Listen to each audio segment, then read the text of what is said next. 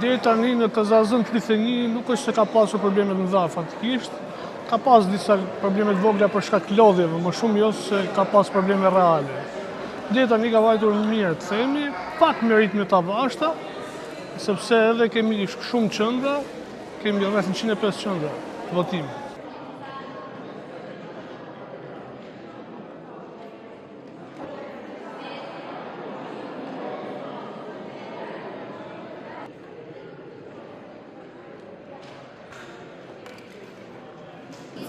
Po, janë normalisht problemet të zakonshme që fillojnë nga fushata dhe zgjasin deri ditën e votimit, duke filluar nga presionet, shitblerja votës dhe makinacionet e tjera që bën forca në pushtetet tjera, ndërsa në procesin e numërimit unë po verrej që ka shumë fota të pavlefshme.